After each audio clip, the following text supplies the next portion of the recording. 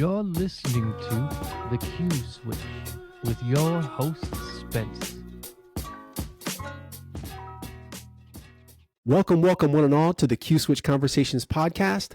I'm your host, Spence, and the mission of this show is to tackle subjects currently impacting ophthalmology, where we invite the innovators, the thought leaders, and forward thinkers shaping the field of ophthalmology to discuss their unique perspectives. So let's jump right in.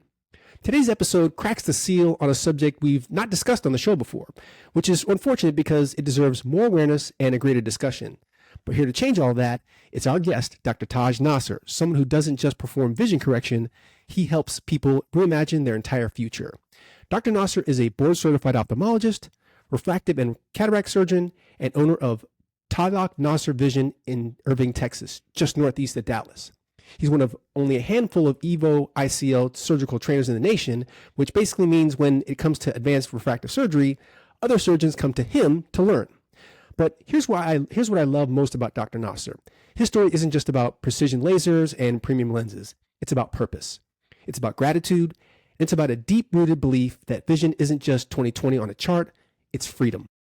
From serving as chief resident in New Orleans, to advancing global outreach initiatives, to launching mission-driven foundations focused on restoring sight around the world, Dr. Nasser represents the next generation of ophthalmic leadership. Clinically excellent, globally minded, unapologetically compassionate. Dr. Nasser, I am so pumped to have you on the Q Switch today. Welcome to the show. Thanks, Spence. I'm extremely honored to have you. Thank you so much for the kind words. And I'm really excited to talk about what is my most favorite part of what I do.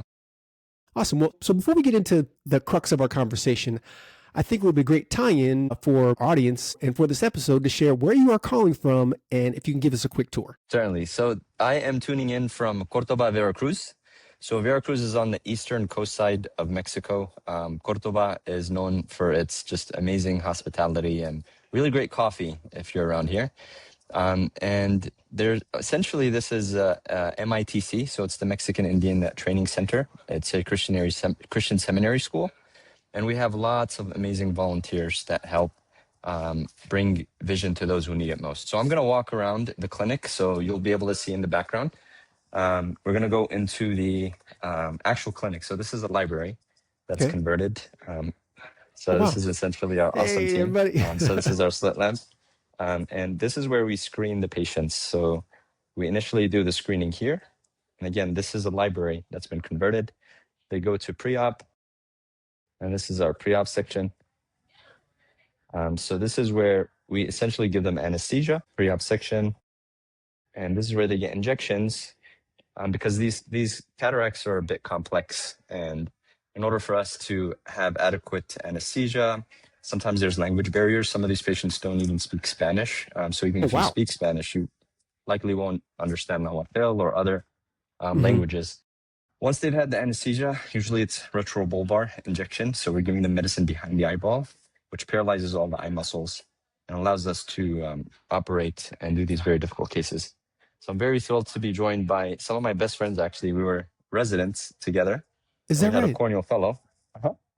We had a corneal fellow with us, and so this is where the OR, which we're about to see here. So is that part of the library or no? This is part of the library, correct? Oh, well, okay, so right. This is the OR. It's a full conversion. It looks like a legit OR. You got the Centurion back there. Cool. Yeah. So we have actually some of our team members from Tylock as well. Okay. Hey, everybody. So they're working hard, changing people's vision, changing lives. Wow. And so that is amazing. So this place definitely has a special place in my heart. I've been coming here for about 6 years. And I remember my first trip was my mentor, Dr. Robinson, has been coming here for 40 years. And 40? Yeah. And so it was always my dream to do this kind of work. And it goes back to when I was a medical student. We didn't have an ophthalmology program. And essentially, you go through the ropes, you go through all the different specialties, and you question what should I do with my life, and what should I. And initially, I wanted to do emergency medicine. I really loved, changing lives and the fast pace and working with my hands. Then I did my emergency medicine rotation, and I quickly changed my mind and then went into, okay, should I do cardiology? Because my father has 5 stents in his heart.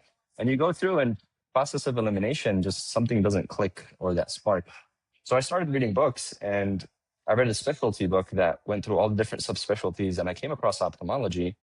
And the paragraph was about these almost like superheroes that flew to Ecuador. And there was this frail old lady that was blind for decades, couldn't feed herself, couldn't clothe herself. And with 15, 30 minutes, you're changing that forever for that patient. And I remember, I had just goosebumps all over my body. And if I were ever given the opportunity and the blessing of being able to take care of someone's eyes, that I would do that for the rest of my life, every year, unwavering commitment. And so as a first-year resident at Tulane, we usually don't take first-year residents. I just badgered my attending. I'm very stubborn and hard-headed. And I just badgered my mentor. He's been going for 40 years, like, please take me. I'll mop the floors. I'll do whatever. I just want to experience what it's like. And he took me here to Cordoba. And I remember it was life-changing for me because even though all I did was check vision, maybe play around with the slit lamp, and I got lucky to do maybe one retrobulbar injection. And I thought that, it was life-changing and a dream come true for me. And since then, I've had the commitment to come here almost every year besides COVID. And it's almost like a second family to me here. And my patients think I'm Mexican. Maybe it has to do with me spending so much time in Cordoba. So it's been awesome. It's been a huge privilege and something that means a lot to me. Well, I will tell you this, that, well, first of all, thanks for sharing your story and kind of learn what was behind the inspiration and what called you to do God's work, man. What I think is really special about what you're doing is that, and being on this podcast, I think more people need to, participate in this kind of work. And the fact that you've been called to this work and answered that call is huge for you. And I think that you're setting a great example for other ophthalmologists to follow. Thanks, Spence. You're too kind. And I'm looking forward to discussing this more. This is Dr. Robinson. Hey, Dr. Robinson. I was, how you doing? Yes, I had to make sure that you were included. So this is my mentor, Dr. Robinson. He's been doing it for over 40 years. Sorry. Nice to meet you, Dr. Robinson. That's awesome. Dr. Nasser, before we talk about global ophthalmology, let's start with you. You've spoken openly about your humble beginnings and being shaped by gratitude and service. How did your early life experiences influence your belief that vision truly equals freedom? It's a great question. I was born on the other side of the seas. When my patients ask me, I usually say it's East Texas, like very east of Texas. So I was born in Yemen. And in Yemen, it's one of the poorest countries in the Middle East, very low resources. My mother reminds me that I grew up without diapers for the first year of my life and very limited access to, even electricity or simple things. So a remote village in Yemen, I don't remember much of it because I came to the States when I was 4, but I did go back and I still have some roots there and lots of family. And it's a constant reminder of me, the things that I take for granted in the developed world. So that's always been at the heart of who I am and why I do what I do. I was given all of these blessings. I was given the knowledge, the skills, the opportunities. The least I could do is give back to pay homage to the journey that I've personally been through, from simple beginnings to now being able to contribute to one of the most guarded senses in an individual's life. That, in addition to many mentors along the way and lots of friends and loving family that have contributed to my personal success. And so one of the biggest things that give me meaning and fulfillment is giving back to others in service. And that experience in medical school that I had was the aha moment for me. It was the spark. It was something that was reaffirming that, I think this was what I was born to do, was really mission work and giving back was at the heart of it. And I hope I never lose sight of that long term. Well, it sounds like because you don't forget where you come from and your upbringing, and this is before you shared that, you've always come across as somebody super grounded, super humble. And after sharing your story just now, I know why. That would keep anybody grounded, and I don't doubt you will continue keep that close to your heart for as long as you're practicing. So moving on, you graduated magna cum laude from East Carolina University and later served as chief resident at Tulane in New Orleans. Looking back, what were the pivotal moments that solidified your calling toward refractive and cataract surgery? So I've always been interested in the concept of leadership, influence, serving others, just the precision of being, an emotionally intelligent leader, and also, caring for your people and caring for others. In residency, I had lots of awesome mentors, and I owe a huge debt and gratitude to many. But I went in thinking I wanted to do glaucoma because one of the biggest reasons why I ended up getting into the field was due to glaucoma specialists. I give a special shout out to Malik Kahok. So Dr. Kahok invested in me and believed in my potential and wrote a letter of recommendation for me. And I was like, oh man, time out. Is this Kahok of the Kahok dual blade? Same Kahok? That is correct. That is wow. Correct. That's quite the letter. that's heavy, man. I got extremely lucky, and he's such a humble individual, and he was willing to invest in this random dude from nowhere. And I was like, man, this guy is that down to earth and is willing to serve others and help, and that's a role model that I want to look up to. And I thought, glaucoma is what I'm going to do. There's nothing else that I'm going to do other than glaucoma. It's great. And I kept telling myself that and pushing myself. At Tulane, Dr. Ze Zhang, she's the program director. She was glaucoma, and I love Dr. Zhang. And I mean, she has a special place in my heart to this day. And she was just so loving and taught me so much that it was so hard for me to go through the glaucoma rotation and say, look, Dr. Zhang, like, I hate glaucoma. You get this false sense of this is what I was born to do. This, but once you're in the thick of it and you're doing it every day, you begin to think like, I mean, there's no immediate gratification. There isn't kind of the things that I'm really drawn towards for refractive surgery. And her response was like, look, you're not doing this for me. You're not doing this for any of your mentors. You have to do it for you. Like, this is something that you're going to do for the rest of your life. And I really loved cataract surgery. Like, cataract surgery was, I mean, my oxygen in residency. I loved doing it. So then same kind of thing that I went through in medical school, I found myself going through the same thing in residency, struggling, this identity crisis, almost like, who am I going to be? Who am I? What do I like? What do I don't like? And so by process of, exclusion, I came across refractive as a field because I kind of then gravitated towards cornea. And I remember calling Blake Williamson. He was a Tulane grad. Yeah. And saying, look, man, like you went through Tulane. I hear your name out there a lot. You're a cool dude and you've done great stuff. I mean, I don't know what I want to do with my life. He was like, well, I mean, have you thought what you liked? I was like, I'm between cornea and glaucoma. He was like, dude, you're obviously confused. Keep going through your rotations and then we'll talk once you've made a decision, because I mean, cornea and glaucoma couldn't be anything different and you just need more time. And I went to hang out with him. I was like, hey, can I come and just like shadow you? And I saw Blake do like 20 something cases in a half day. Like, it was no sweat. He was doing LASIK. Everyone's so happy.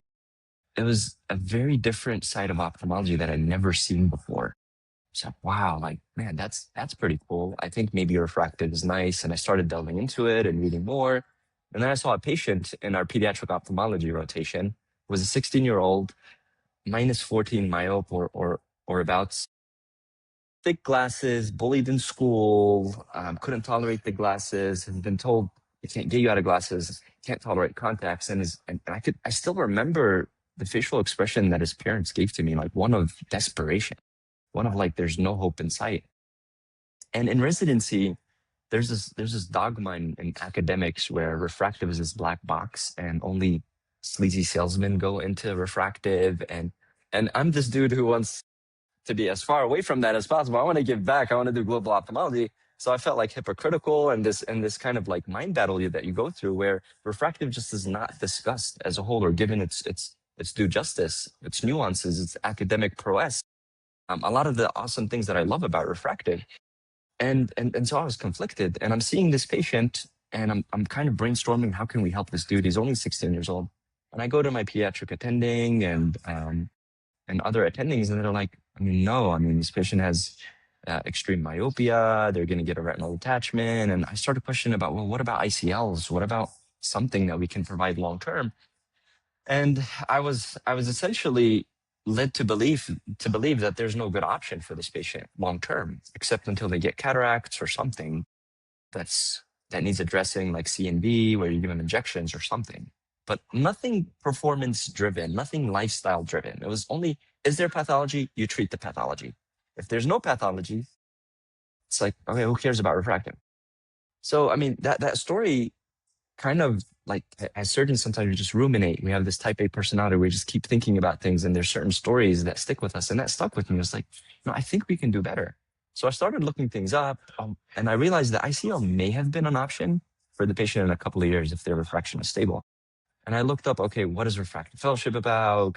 Started to get connected in the refractive world. And then I found out about Greg Parkhurst and his fellowship in San Antonio. And he was kind of like, it's the fellowship still to this day, the fellowship for high volume refractive, especially ICL experience. There's no other fellowship that provides that, to my knowledge, to this day, that gives you that amazing ICL experience. So I fell in love with the technology. Had an amazing experience with Greg. He's an awesome mentor and now a friend to me. And it was a pivotal moment in my career where I got to spend, dedicated time. I finished a 1-year fellowship and then stayed on a second year because I loved it so much. And I got thousands and thousands of surgeries under my belt in that small amount of time. Thousands. Yes. And so it's those unique experiences, and there's only a few of them in the nation, where out of residency, where you don't really get refractive experience, you're not even talking about trifocal technology as much. If you're doing toric in residency, at least at the time, that was a big deal. Things are starting to change a little bit now, not as fast as we need.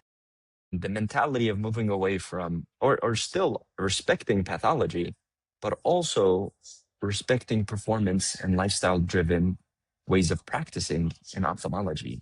So refractive isn't given its due justice in academic, in academia in general, in my opinion.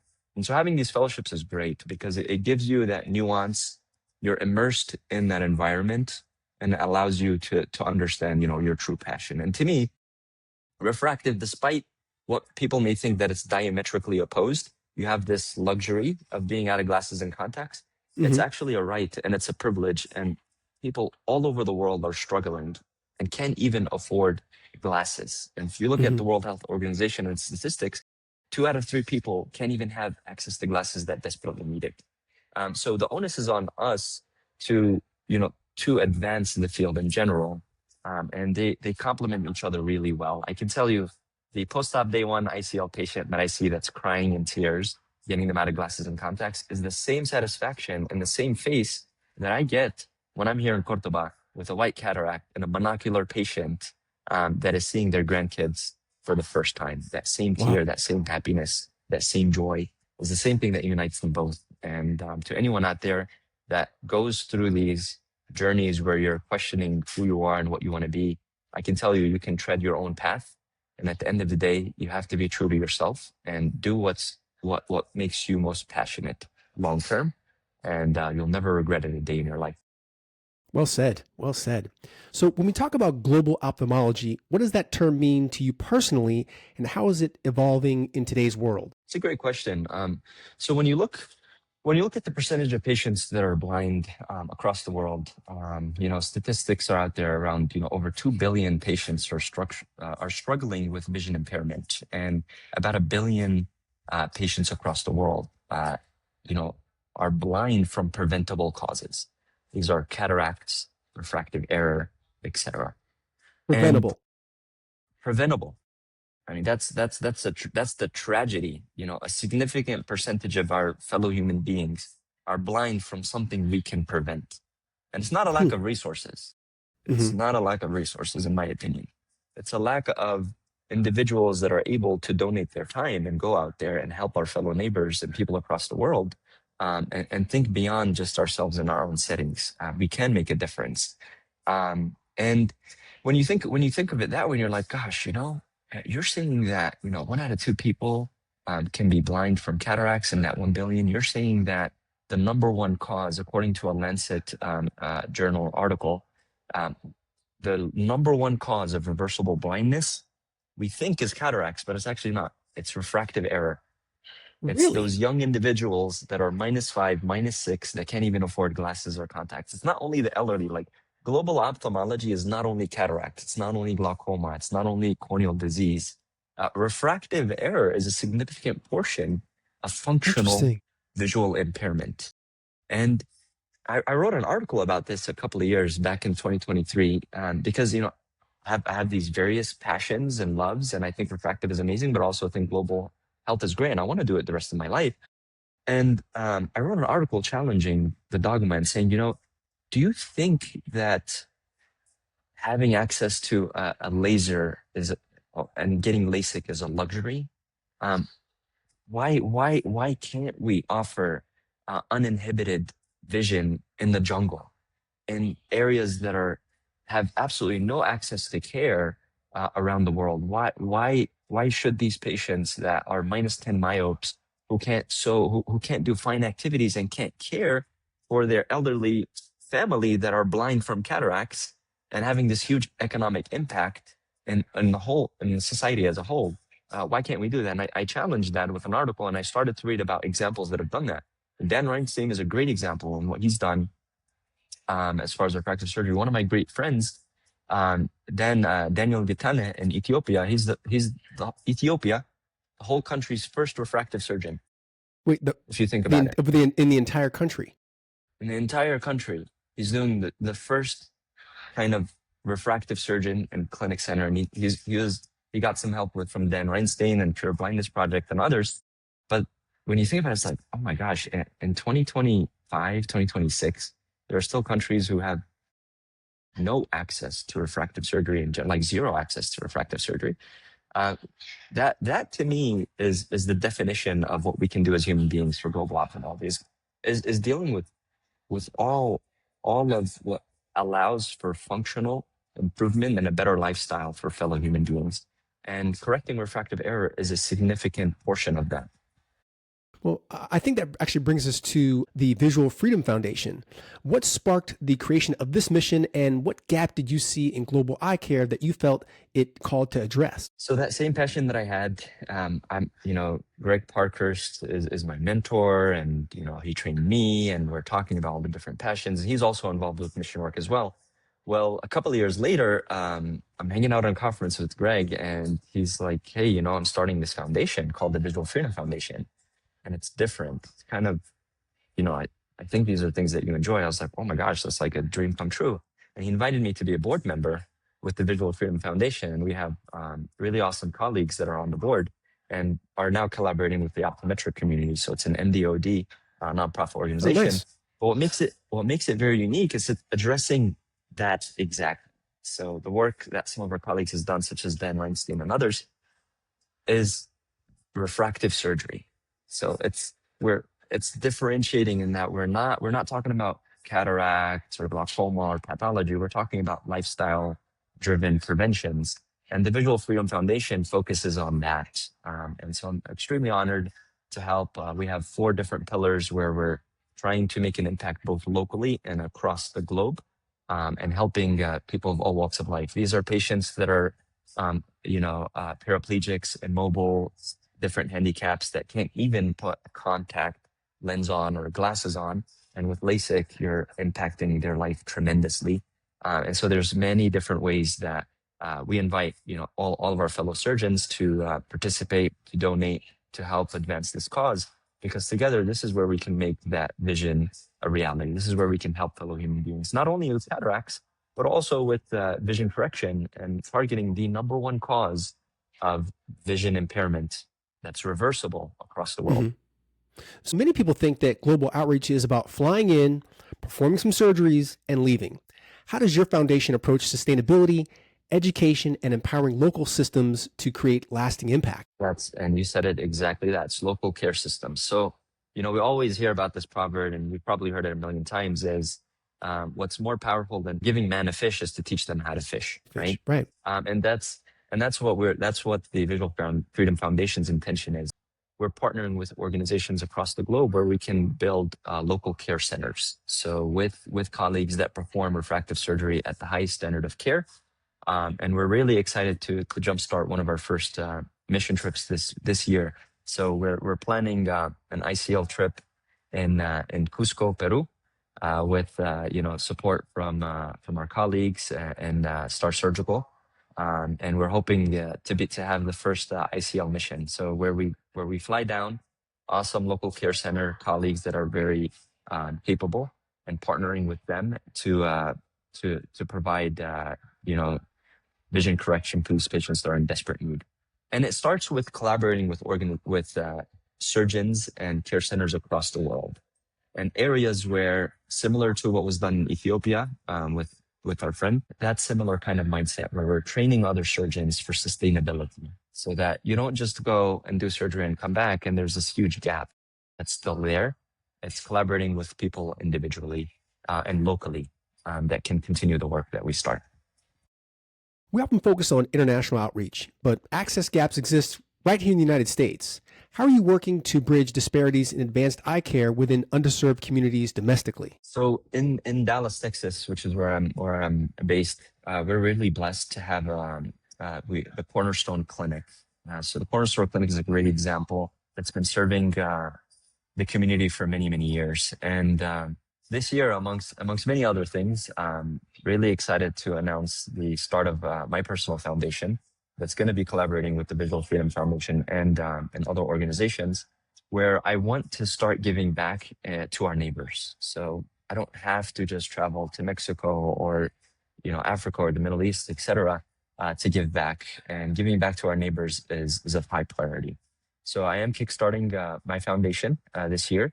And I'm hoping to help people in the community and collaborating with Cornerstone and others so that we can lend a helping hand. It doesn't matter what setting you're in. It doesn't matter where you are in your career. Just starting with the intention to give back, everything else falls into place. So I'm hoping that we can accomplish that as well this year, is to give back to the community locally and start with our neighbors. There is a lot of need locally. Just a couple of weeks ago, a great example, there was a patient that was monocular, so no light perception in one eye from complicated surgery in the past. And he's in his 80s. Insurance was almost non-existent, not the type of insurance that is widely accepted. And he's been bounced around from surgeon to surgeon for a couple of years, and no one really wants to touch the eye. Complicated white cataract, and you can only see light out of this eye. Light perception, that's it. Light perception, complicated case. No Wow. one will accept him. Okay. Comes to us, and I have a long conversation with the patient, and I realize that literally, there's very minimal options that this patient has. No one's going to accept his insurance. And so we were very grateful to lend a helping hand. And despite it being a complicated case and some of the challenges that we faced, I realized the very next day that, he was looking at the mirror, he was like, gosh, I forgot how I even look. I forgot how my face looks. I'm looking at myself for the first time in many years. And it's just this heart-wrenching feeling that you're like, this is happening in the United States. He can't recognize his own face. He forgot what he looked like. That's for many crazy. Years. That's criminal, man. To have somebody go that long, to have someone go that long in their life and not be able to and lose sight of who they, like literal sight of who they are, is tragic, man. It's our dignity. It's freedom. So that's where I go back. Our motto and our vision is that vision is the crown of human experience. It's the essence of freedom itself. If I could sum up what I believe and what we're going to be doing long term, it's freedom. It's giving these patients the dignity back that they lost for many, many years. And this is a great example where, just seeing that reaction, I cried, my staff cried, everyone got very emotional. It's just like, how fair is this to live in a world where we have an abundance of resources, where we have these patients that we just need collaboration. We just need a few key individuals to just turn this intention in their mind and say, I can make a difference. It doesn't matter where I am, who I am, just make that intention. A great example is here, like in Cordoba. I've brought so many people over the years, and they've spanned from, medical students to residents to people that have nothing to do with medicine. And they come and the mentality is, look, it doesn't matter who you are. You're getting in, you're walking patients. There's a role for you to do to give back. Mhm. It's just have that intention. It starts with the intention. Just have the intention, make actionable steps to accomplish it. And we can help humanity together. And I have no doubt we can. So your Crown Vision Foundation is the one you're speaking to locally, and that's the complement of the global mission, correct? That is correct. So the Okay, foundation we started this year is the Crown Vision Foundation. Got it. Thanks for sharing that.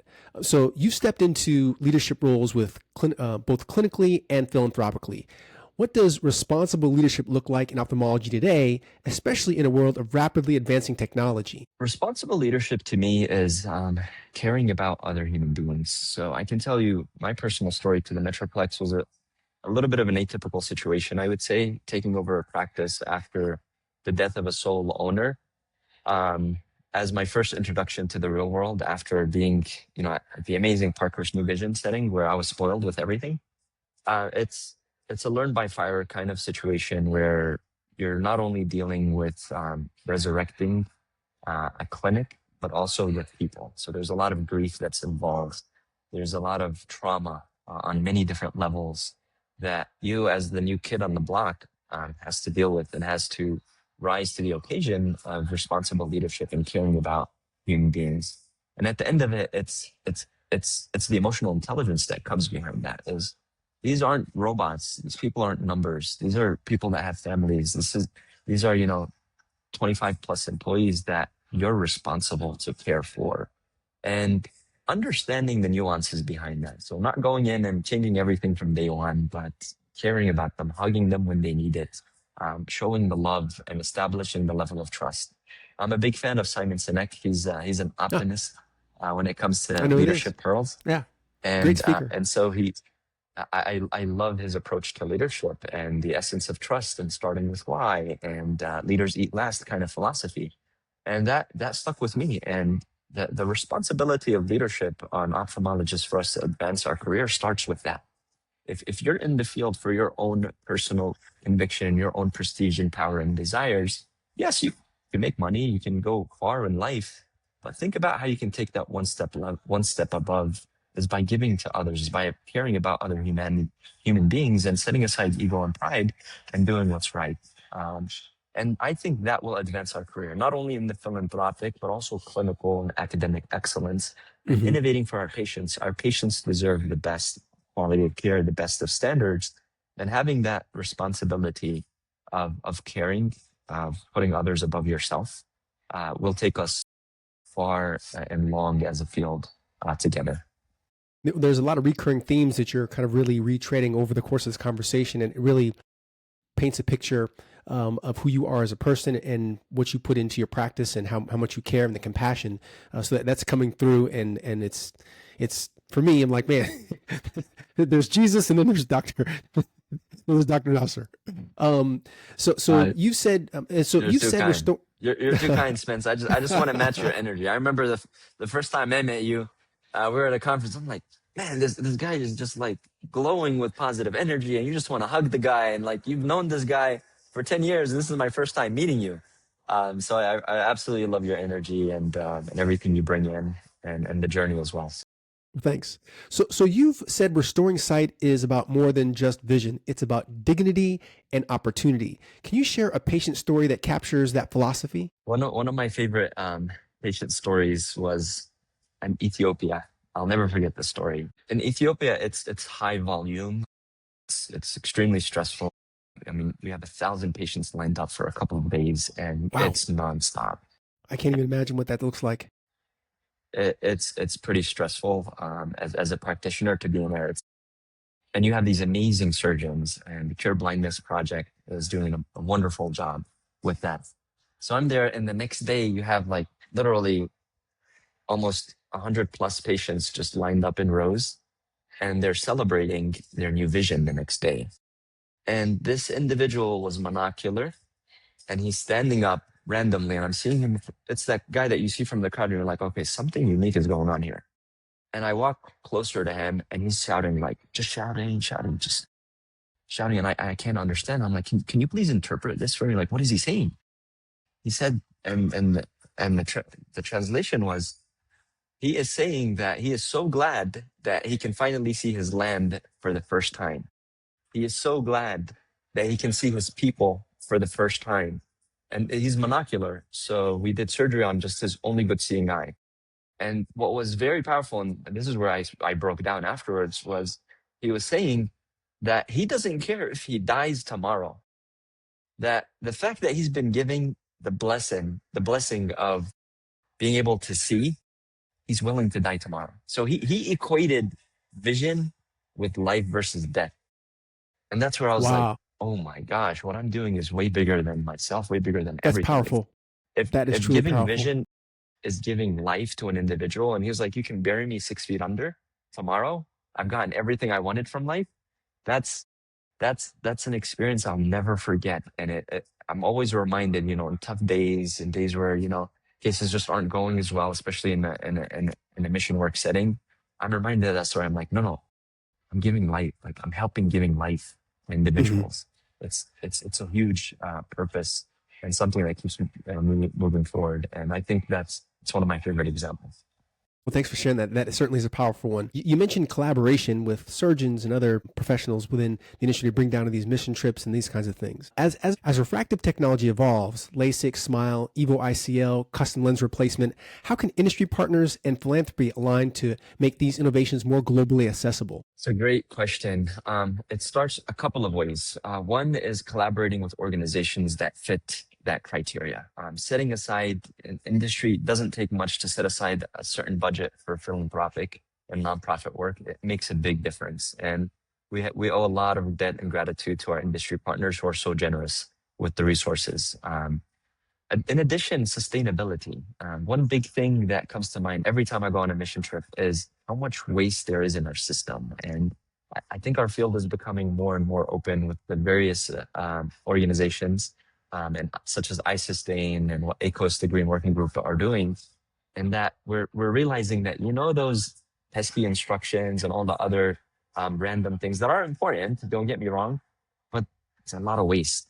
A lens box doesn't have to be this big. Why can't it be a little bit smaller to save on resources? Why can't we have reusable tubing, things like that? Where in the mission work setting, you're forced to re-sterilize your gowns and reuse them again. You're forced to do things because of a lack of resources. Well, we can do the same across the world for sustainability efforts and help humanity in general. So sustainability is another thing I would say. And then the constant innovation to make things more portable, to make things more accessible, to make things less costly to manufacture is only going to help us, is only going to increase access to care. I remember one of our mentors, so Dr. Ramesh Ayala, he was the program director in Tulane back before Dr. Zhang. I know him well. He mentioned something. He's now the chair at USF. Yes. Yeah. Yes. A brilliant guy. Oh yeah. I remember I was shadowing him one day and he said, we go on these mission trips. Why can't we harness the phaco energy into a backpack that we can just go on backpacks? And then you had, a couple of years later, Zeiss came out with this, essentially handheld phaco instrument. But that's kind of an example of an innovation where it's like, okay, we're in the early iterations and I'm sure we're going to perfect that technology. But having things that are portable helps us in these settings, helps us. Because I can tell you in Cordoba, we get people that walk 7 hours away barefoot at times just to see us. So wouldn't it be awesome for us to have access to the technology that we can take with us? So those are several examples of how industry can continue to innovate and do the amazing work that they do to help us help fellow human beings. So if we fast forward, say 10 years, what does an ideal global ophthalmology ecosystem look like to you? In 10 years, it would be amazing to have a center of excellence globally that builds on, and this is one of our goals, that builds on creating other centers across the world to replicate that model, where we have sustainable care, where in order to make it work within an environment, you can't just hire people and say, you're going to do this solely for charity work and you're not going to get paid. But wouldn't it be awesome to have a center of excellence? And our friends in Cusco, Peru have the beginnings of what looks like a really nice sustainability model, and would love to talk more about that one day, where you have this excellence in creating a system operationally that can give back to the community, but also be sustainable and profitable for the surgeons that are making it to have a good, decent, way of life for themselves. Because that's one of few ways, in my opinion, that you can create this replication of this model across the world, and we can help humanity and also offer a great life and lifestyle for the surgeons that are helping us do that. And then we'll be able to address that big gap that we talked about earlier. The billion people that are out there just without any help, being able to help other individuals that way. I think that's a great lead into my next question, because there is an unmet need for more residents to specialize or get training in global ophthalmology. Why do you think that gap exists, and how can young ophthalmologists get involved if they feel called to this path like you were? I think there's a misconception. Personally, I didn't do a global ophthalmology fellowship. I have a few friends that have, and it's brilliant. It's really good. They're awesome surgeons. They want to give back. You don't necessarily have to dedicate the rest of your life for 100% mission work and giving back and be this monk in the middle of nowhere. You don't really have to do that. Global ophthalmology fellowships are great. We have, at least 7 or 8 of them in the US, and you get this immersive experience, and I'm in a third world country, and really get good with your skills doing it. But you can start with little effort, even regardless of what fellowship you do. It's the small efforts, it's the intention that we talked about of giving back, and having residents that are educated more about it, and in residency, understanding the big need there is globally for this, I think will help for academic centers across the country, understanding the role of refractive error and correcting refractive error, and how big of an impact it has on people's vision, and not falling to a belief that, we can just give them glasses. Yes, I understand you can give people glasses and allow them to function, but glasses break. Contact lenses cause infection if they're kept on too long. And these are individuals who don't have access to contact lens solution all the time. So things that are more practical. So it starts with education in the academic centers. Okay, what is our purpose when we're educating the future generation? Is to teach them to give back, teach them the importance of volunteering, of helping out in the community, and allow it to be a part of who we are. Of course, this isn't practical, and this isn't everyone's cup of tea. But the more we encourage others to get involved and help in any small way. I can tell you, I didn't do a global ophthalmology fellowship. I was grateful to do an awesome refractive fellowship. Even before fellowship, it was always part of my identity to give back. I was on mission trips even before starting my fellowship, and getting connected to an individual that can allow you to do that.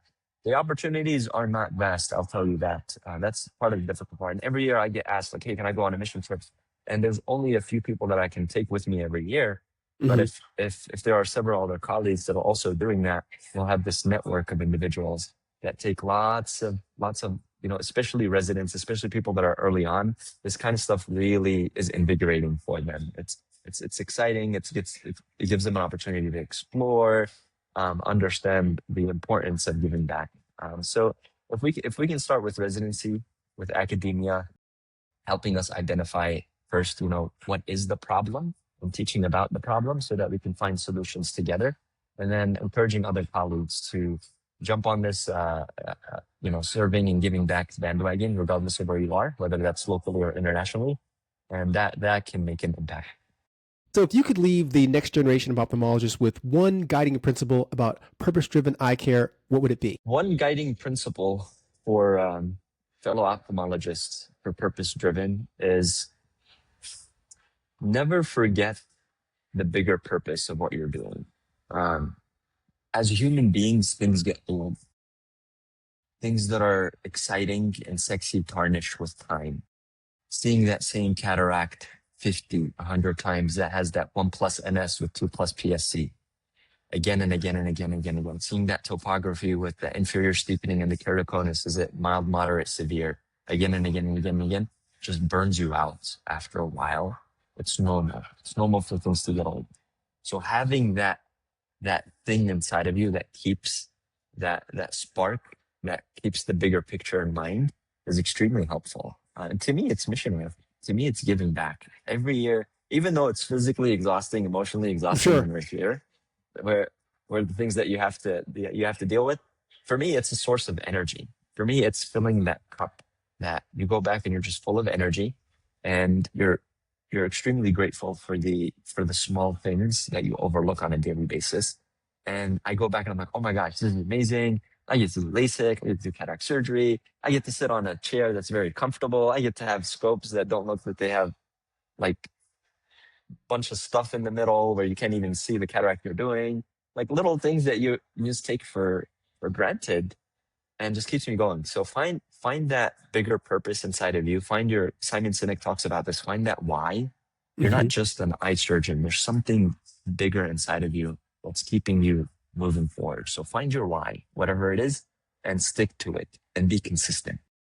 If you're consistent and you stick to your why, it'll never impact you mentally. And we won't have those situations where people are like, you know what, this just is not for me anymore, or I just want to do this for a year or two and then go do some other thing, which is fine. I mean, it's normal to have your changes. It's normal to go through many different things in life.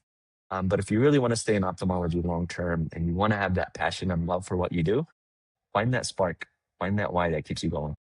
Dr. Nasser, before we wrap up, if listeners want to connect with you, learn more about your mission work, or support the mission of expanding vision correction globally, where can they find you? So maybe email, website, social handles, where the two mission organizations that are global organizations that you work with, you can plug those as well. Yes, 100%. So you can contact me directly. I'm available on LinkedIn, social media, at Taj Nasser MD, M as in Mary, D as in dog. You can also email me directly, tajnassermd@gmail.com. I promise I'll respond as soon as I can. We look forward to connecting with you in any way. I am involved with the Visual Freedom Foundation. We can include the link maybe in the podcast episode to the Visual Freedom Foundation, our website. There's a contact us, and looking forward to connect you all. And what about Crown Vision? Crown Vision is a local initiative, so just reach out to me directly. I don't have anything set up as far as website and things like that. This is something that we're building this year. But definitely connect with me. Send me an email if you'd like to donate or participate. And I am more than happy to connect with you and see how you can get involved. Awesome. Well, I got to say, Dr. Nasser, this has been, for lack of a better term, inspiring conversation. So I want to thank you for not just your technical expertise and leadership in refractive surgery, but for reminding us that what you and your colleagues do as ophthalmologists reaches far beyond the slit lamp or the laser suite. It touches dignity, it restores opportunity, it changes the trajectory of lives. You've truly helped shine a light on what global ophthalmology can become when excellence meets empathy. So on behalf of our audience and the entire Q-Switch community, I want to thank you for your time, your knowledge, and the unwavering commitment to vision freedom around the world. Thank you so much, Spence. It was an honor. Thank you all so much for taking the time, and appreciate it. Cool. So to our dedicated audience, as always, you know that the Q-Switch Conversations podcast is my way of giving back to an eye care industry and community that's shaped my career, my perspective, and my passion for what we do. This platform is truly built for you, the clinicians, the innovators, and change makers redefining what's possible in our field. So if you've got a fresh perspective, a unique experience, or know someone doing great things in eye care, I'd love to feature you on the show. You can hit me up on LinkedIn or drop me a line at d.spence@meridian.ch. And as always, we'd like to thank Riverside.fm and Passionate Media for making this show happen, and our benefactors, Meridian Medical, for making it all possible. That's a wrap for this episode of the Q-Switch Conversations podcast. Until next time, this is Spence, and I'm out. This is Taj, and I'm out. That's like a mic drop moment, man. You're listening to The Q-Switch with your host, Spence.